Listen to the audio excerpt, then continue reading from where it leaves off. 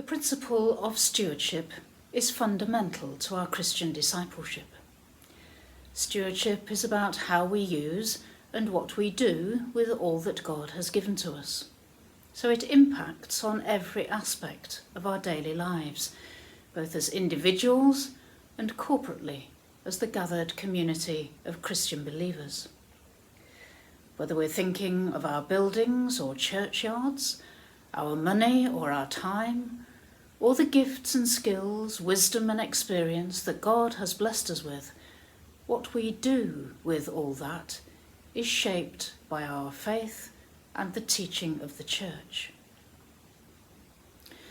Over these next 2 weeks, I want to explore with you 2 aspects of stewardship that play directly into our life together as a diocesan family. The first is money, the second is ministry teams. For Christians, money is not a material issue, it's a spiritual issue. There's a saying that goes, the last thing to be converted is our purse and wallet. Perhaps that's because money is the hardest thing for us to let go of. Jesus has quite a bit to say about our relationship with money. In the Gospels, he warns against storing up wealth for ourselves, knowing how tempting it is for us to look to them for our sense of security rather than looking to God. He commends the widow for putting all she had into the temple collection, despite her poverty. We see the first disciples leaving everything to follow Jesus, their homes, their livelihoods, and their families. Christians in the early church held everything in common, selling their possessions and goods and distributing the proceeds to all who had need. What we do with our money then is not an optional extra. It's foundational to our faith and our discipleship.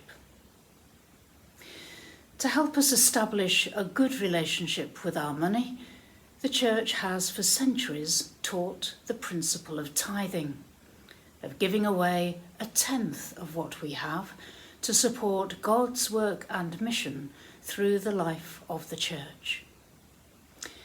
Here's James with his story.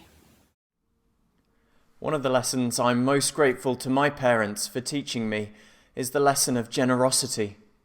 Although I can't remember a time when Mum and Dad properly sat us down to talk about it, through the way they managed the family finances, it was clear that regular tithing and generosity were key values.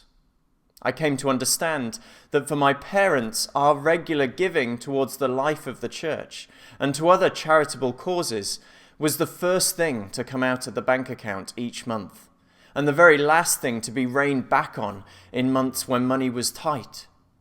This was because that money was to invest in something bigger than ourselves and our needs, and even bigger than just our local parish.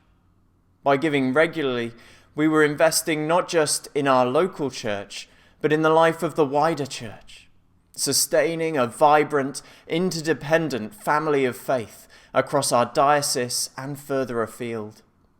And some of our money was given in order that it might be given away again, used by the local parish to invest likewise in mission locally, nationally, and internationally. A lot has changed for me since those formative years when I was growing up. And as well as being called to ordained ministry, I have my own young family now. But I pray that my wife Amy and I, through our own simple but intentional choices with our household finances, might teach our children the same lesson of faithful generosity. My hope is that we can increasingly see our giving not as a means of paying the bills or keeping the church, ministry area, diocese afloat, but as a joyful response to God's generosity to us. Everything we have, whether as individuals or a church, comes from God and is a gift freely given to us. We're moved to give in thanksgiving for what God has given to us, just as we give gifts to family and friends as a way of saying thank you for all that they mean to us. Moreover, through our generous giving, the church is enabled to do far more than simply cover its basic costs.